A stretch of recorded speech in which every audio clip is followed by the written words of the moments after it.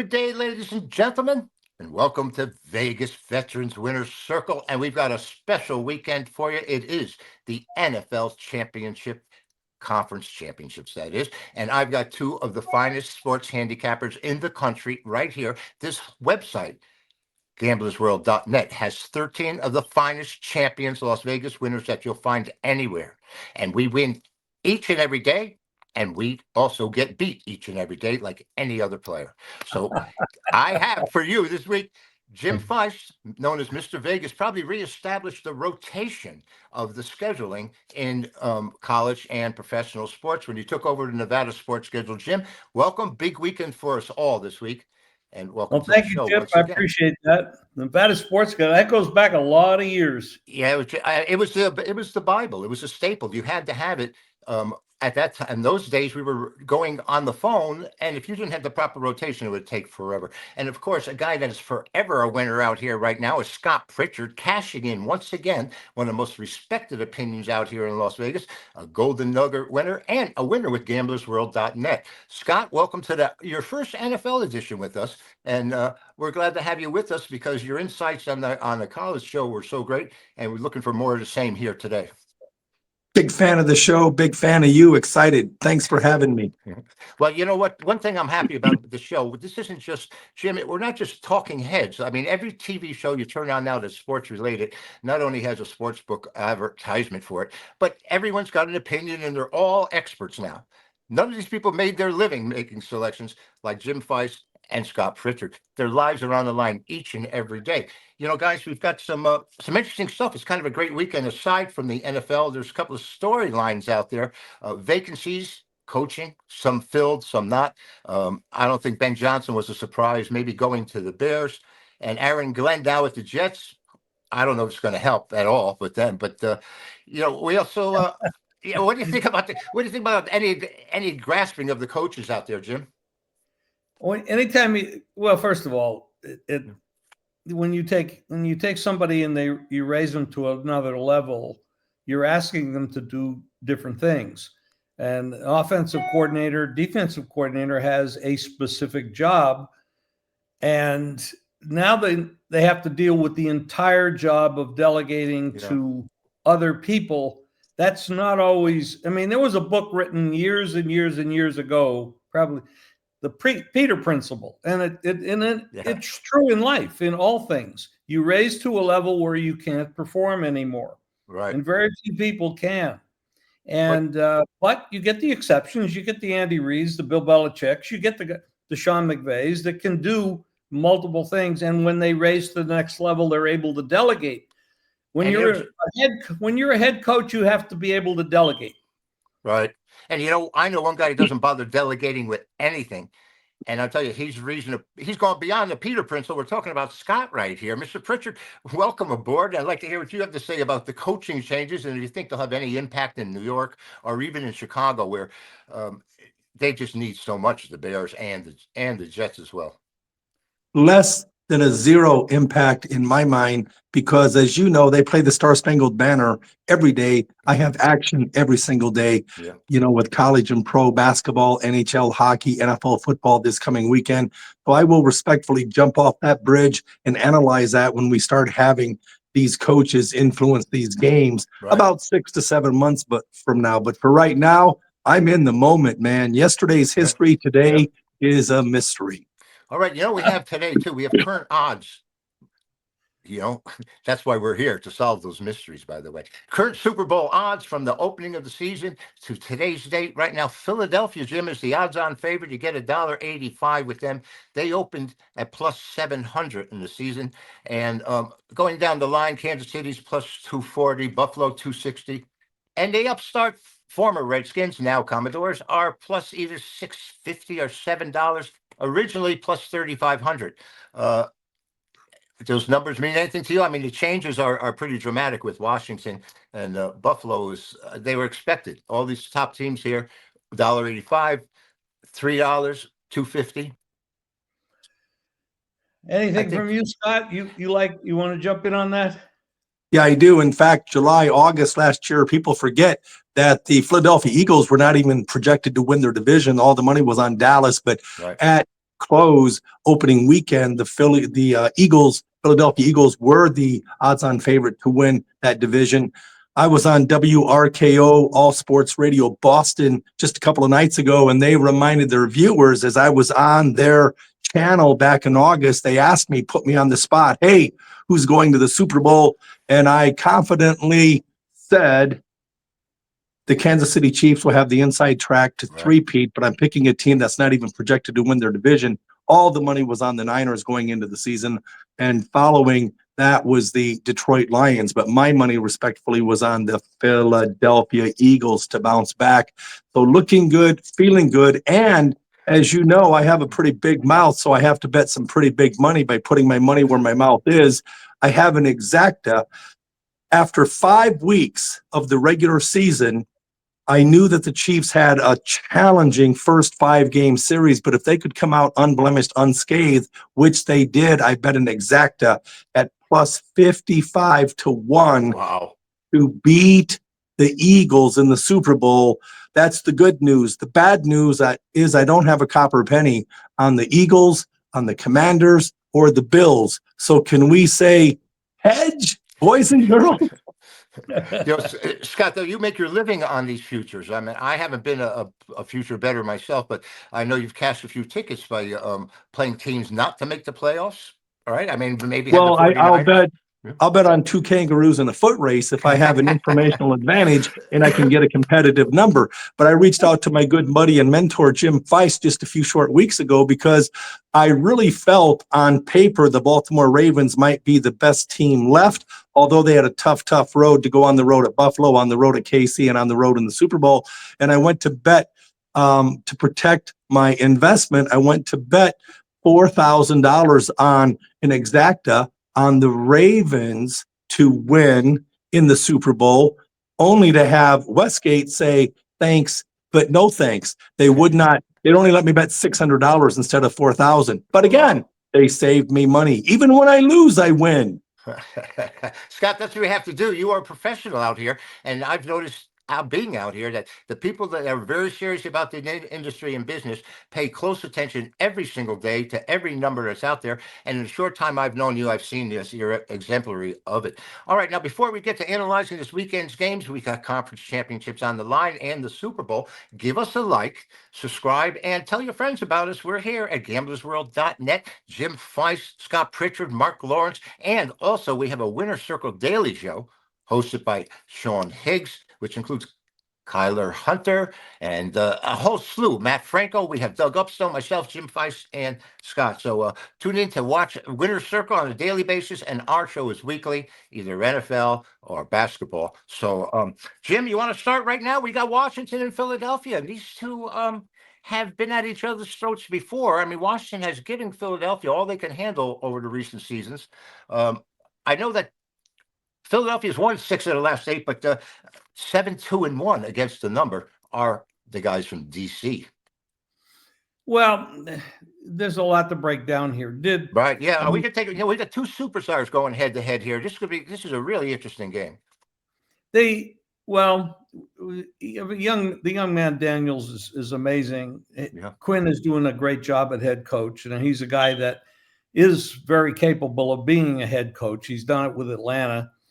We're not going to talk about the second half against New England years ago, but he is a head coach. He is a great defensive coordinator. They have new offensive and defensive coordinators, and they have new owners.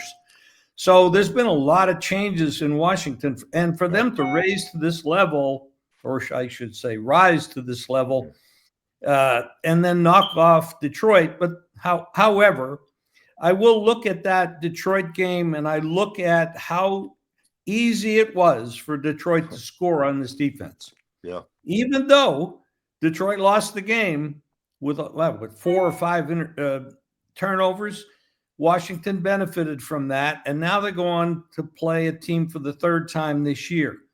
The one thing I don't like about it from Washington's standpoint is their inability to stop the run. And Philadelphia is either the 1st or 2nd best team in the league at running the ball. And that's going to be a problem. Now, if Hurts is really hurt and he's not mobile, that will allow them to do a little bit better job at stopping the run. However, if he can play even 70-80% of his capability, it's going to be very difficult for Washington to slow them down. Well, Now, Daniels is an incredible player, and a lot of people are saying this guy is the next superstar in the league at quarterback. And God bless him. He looks awesome. I love watching I think him he's play. great. He makes great decisions. Mentally, he's very strong. And he's got all the physical abilities, running and passing. So there's a lot to be said for both. But Philadelphia is the favorite. I think they deserve to be the favorite. And you were talking about future betting and Scott and the bets he made. I've seen the tickets. He bets a lot of money on futures. And I'd like to turn this over to Scott right now to get his opinion on it. I have a strong opinion on this. I'm excited for the Washington Commanders. It's a feel-good story. But the fact is, you're still talking as good as Jaden Daniels did. 4-year product at Louisiana State University with the Tigers, very successful, outstanding rookie campaign. Dan Quinn surprised me, was not a big fan when he was coaching the Falcons, but he has the team playing hard for him, game in, game out. But to Jim Feist's point, when Jim Feist speaks, I listen. When you talk about the strength of the Eagles, it's their offensive line, it's their running game. It's student body right, student body left, and a cloud of dust. They can run. Play action sets up the short to intermediate passing game, and they're not afraid to gamble and take a shot downfield now and again. You're talking about the Commanders who won, not 1, not 2, not 3, not 4, but 5 games they had lost. It came down to the last play. It came down to the last minute. It came down to the last 2 minutes, and they came out and won each and every one of those games. Well, that's congrats. You're not playing the Bears. You're not playing a weak sister, Dallas Cowboys, okay? This is the playoffs. They were on the road last week. Talk about an emotional hangover, knocking off the top-seeded, overrated, overhyped Dan Gamble-led Detroit Lions. Now you have to go into another hostile environment. It's asking too much. The Eagles have the better team, the better offensive line, the better running game, and they're proven. They have a chip on their shoulder. They know what it takes. 2 years removed from going to the Super Bowl. The Eagles win the game. The only question I have is by how many. I like Philly. I could see this. Jim mentioned that it's going to be a ground game. Controls the ground game. And have you seen what Barkley has done? I sort of see this as a matchup of two really superstars. Daniels has been outrageous. I said he's almost run for 900 yards.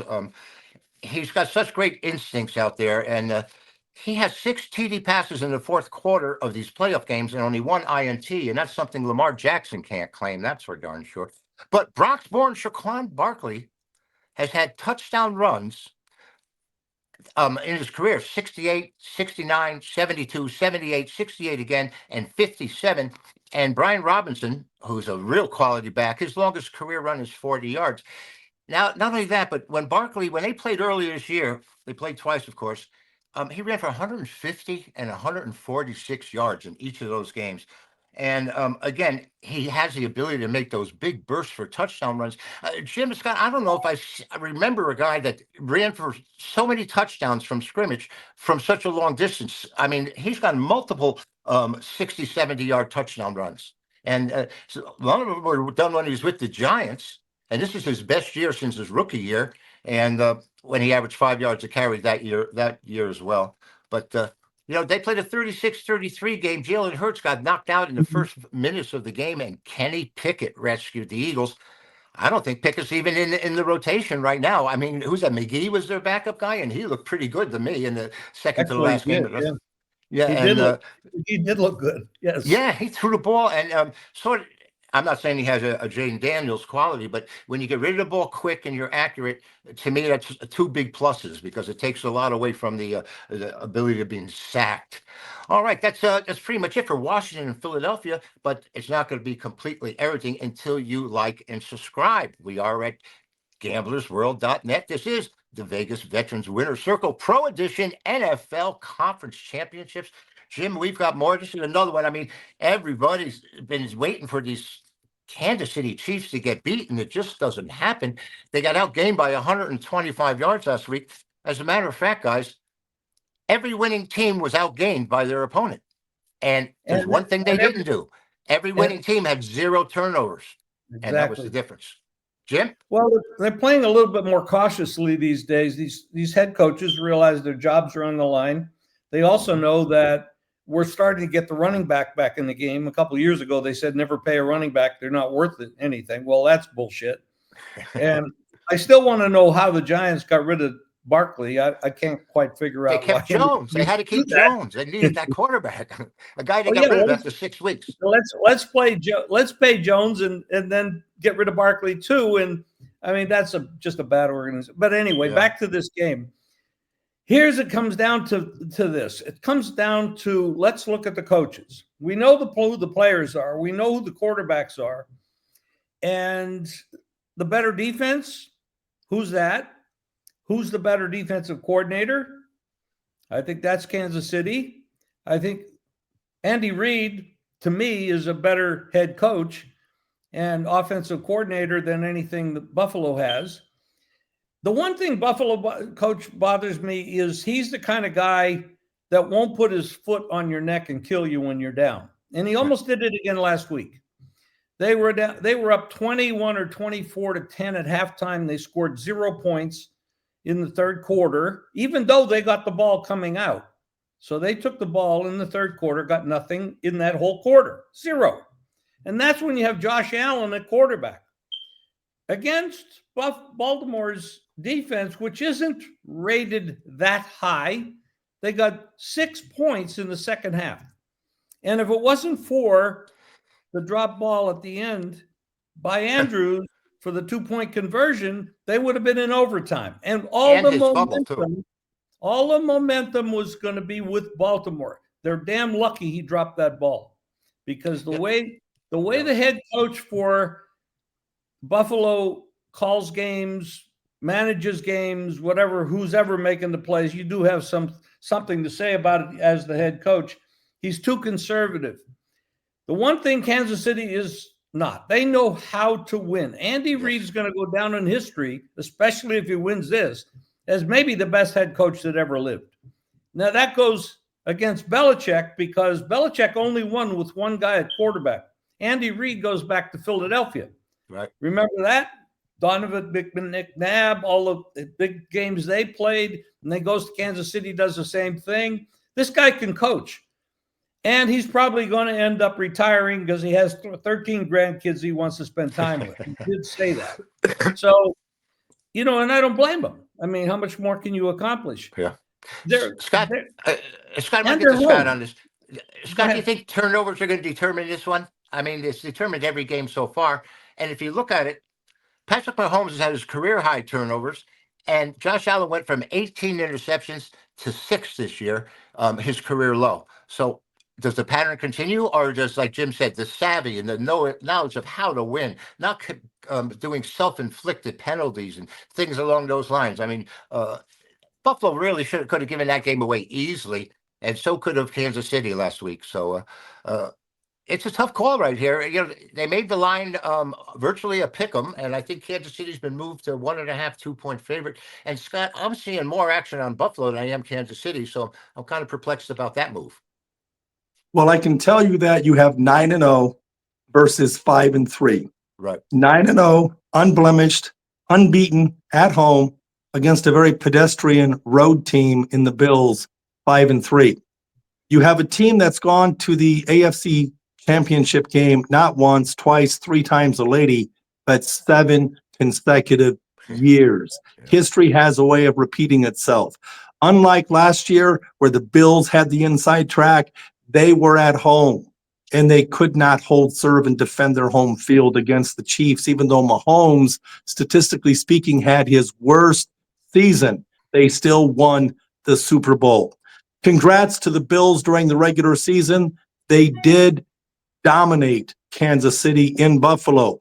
Bad news is regular season game. Josh Allen had a great regular season. Bad news, that's the regular season. This is called the postseason. It's Patrick Mahomes, it's Andy Reid, and that top-rated defense. I'm going with the Chiefs in this You know, like you contest. said, I'm going with the Chiefs. I like KC at home. I can understand that. You know, these teams have made 8 times in recent years. I mean, Josh Allen and Patrick Mahomes, and they're 4-4. Those two guys. The difference is Kansas City's 3-0 in the playoffs, including the last time they met in the playoffs. Well, let's put it this way: the pandemic year, they played before 17,000 people in Kansas City, and Kansas City controlled the ball for 37.5 minutes in that game, which is pretty impressive in an NFL game to have the ball that a time of possession like that. Listen, I'd like to thank Jim and Scott, and I loved your insights. And it looks like, for the most part here, we think that the favorites have a pretty good chance, or the home teams have a pretty good chance of getting into the Super Bowl. And we're wishing that for Scotty. And not only that, we would like to see, who was it, Philadelphia win it all against Kansas City? And that would be a 55-1 payoff, Jim. Whew. That's not bad. Hey, listen, you could be my new best friend. And by the way, I wanted to tell everyone to excuse us for not having Paul Bovey with us, but he's on a treasure hunt in the Philippines right now. And I understand he's traipsing through a jungle. So we're wishing Paul the best and hope he doesn't get snake bitten, as so many of these teams do on the weekend. Anyway, I'm Chip Chirimbes. We got Scott Pritchard, world champion handicapper, Jim Feist, Mr. Vegas. We'll be here for NFL, basketball, NBA, college. Who knows what? Mr. Quinn's got to make that decision, and we'll be working on that. Scotty, I'll see you. Thank you very much for filling in for us. And Jim, it's always great and a pleasure. And listen, everybody out there, if you don't have it, don't play it. Make sure you don't go in over your head. So, gamblersworld.net. Catch you again next week.